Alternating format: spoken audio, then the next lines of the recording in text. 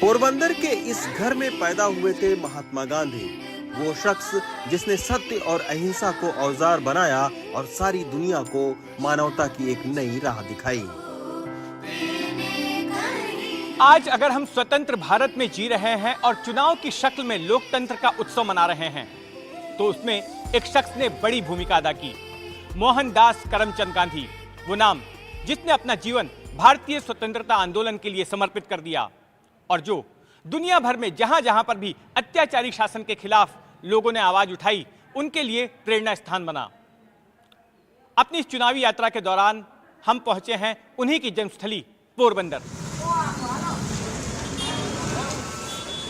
अगर आप अपनी विरासत को लेकर संवेदनशील हैं तो इन गलियों से गुजरते हुए गांधी की स्मृति आपके पांव रोकेगी।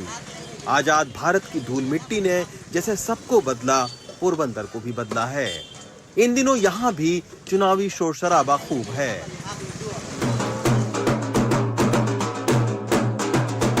देश के स्वास्थ्य मंत्री मनसुख मांडविया यहाँ से लोकसभा चुनाव में बीजेपी के उम्मीदवार हैं।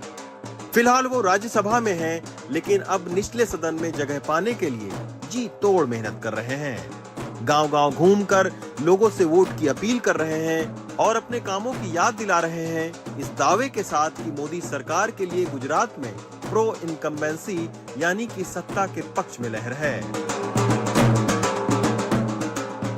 यहाँ की जनता विकास के साथ जुड़ी हुई है। यहाँ किसानों को एग्रीकल्चर के लिए पानी मिला है। इस क्षेत्र में महिला और युवाओं को अपॉर्चुनिटी मिल रही है। जो हमारे गरीब लोग हैं उसको आवाज़ भी मिला है और मुफ्त अनाज भी मिला है।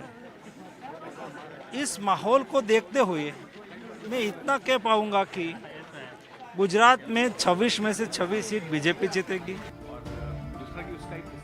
यहाँ कांग्रेस को हाल ही में उस वक्त बड़ा झटका लगा जब कांग्रेस में विपक्ष के नेता रहे अर्जुन मोढवाडिया ने उसका साथ छोड़कर बीजेपी का दामन थाम लिया। ये गुजरात प्रदेश कांग्रेस कमेटी के अध्यक्ष भी रह चुके हैं। 2022 के विधानसभा चुनाव में वो कांग्रेस के टिकट पर यहाँ के विधायक चुने गए थे। बीते महीने उन्होंने कांग्रेस की सदस्यता और विधायक पद दोनों से इस्तीफा दे दिया। अब यहाँ लोकसभा के साथ साथ विधानसभा का उपचुनाव भी हो रहा है, जिसमें मोढवाडिया बतौर बीजेपी के उम्मीदवार मैदान में हैं। आज कांग्रेस पार्टी है वो पूरी जनता से विमुख हो चुकी है, कार्यकर्ता से विमुख हो चुकी है। ये तो छोड़िए, वहां तक तो ठीक है, इवन लीडर के साथ भी वो विमुख हो चुकी है। पोरबंदर लोकसभा सीट पर बीजेपी की टक्कर कांग्रेस की उम्मीदवार और पूर्व विधायक ललित वसोया से है। वसोया का कहना है कि मोढवाडिया के कांग्रेस छोड़ने से कोई फर्क नहीं पड़ेगा।